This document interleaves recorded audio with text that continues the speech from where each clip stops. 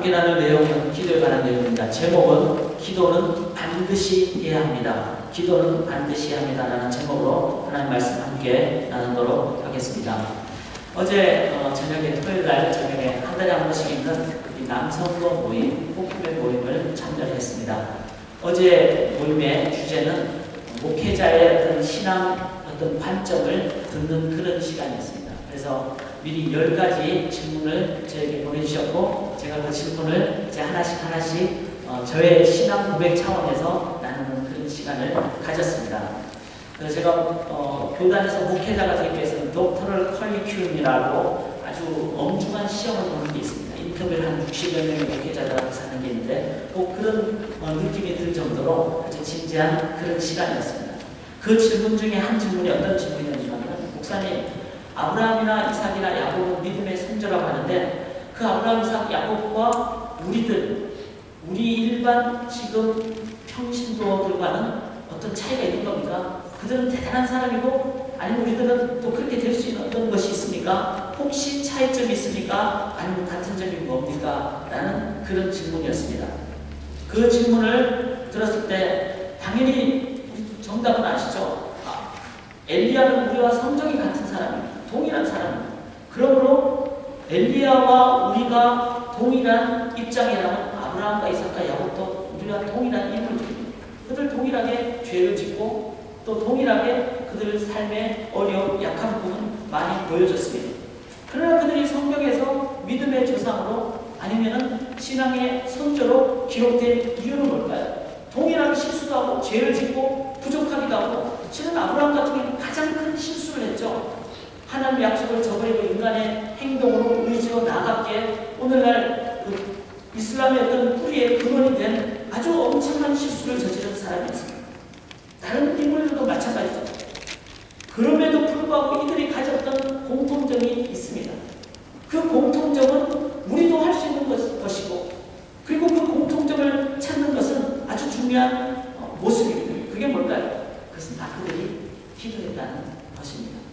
아브라함, 그는 하나님 앞에 자신의 잘못을 깨닫게 됐을 때 하나님 앞에 기도했고, 아침 일찍 일어나서 이삭을 바치러 올라갔다는 것은 그 하나님 앞에 계속 밤새도록 기도했다는 것을 의미합니다. 이삭, 그는 어머니를 잃은 다음에 그는 기도하는 가운데 자신의 아내를 맞이할 수가 있었어요. 야곱, 기도 안 한 사람이었죠. 안 하고 20년을 지냈을 때 그는 너무나 인생이 피곤하고 힘들었음을 깨달았습니다. 그래서 20년 이후에 하나님 앞에 형님을 다시 만날 때 그는 무릎을 꿇습니다. 야곱강에서. 야곱은 기도로 사람이 새롭게 되는 모습을 가지게 됐습니다. 다윗, 위대한 왕이었지만 엄청난 실수와 살인까지 저지르는 잘못을 했습니다. 그러나 그의 위대한 점은 그가 회개 기도를 했다는 사실입니다. 모세, 그는 이미 둔한 자였습니다. 그리고 자신이 지도자로서 역할을 감당하기 어려운 그런 어려운 상황도 많이 겪었습니다. 그러나 그런 백성들이 불평할 때마다 엎드렸더라 기도했던 사람이었습니다. 예수님은 마지막 순간까지 십자가에서 겟세마네 동산에서 기도를 행하셨습니다. 이 분들은 다, 예수님을 제외하고 이분들은 다 우리와 성정이 같은 사람입니다. 다 실수하고, 그러나 이들이 하나님의 그 계보의 말씀의 선조로 믿음의 조상으로 기록될 수 있었던 공통점은 이들은 기도하는 자였다는 사실입니다. 우리도 동일합니다.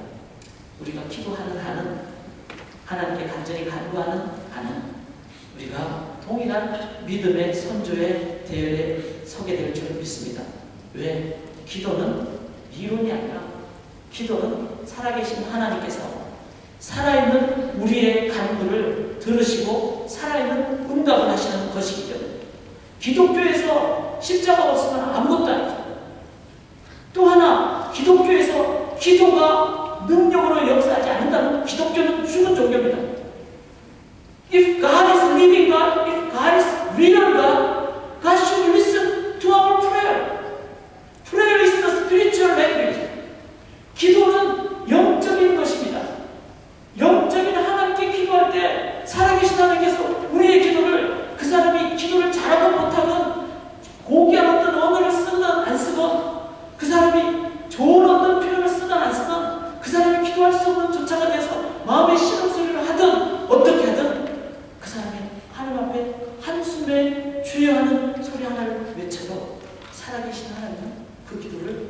반드시 들으십니다.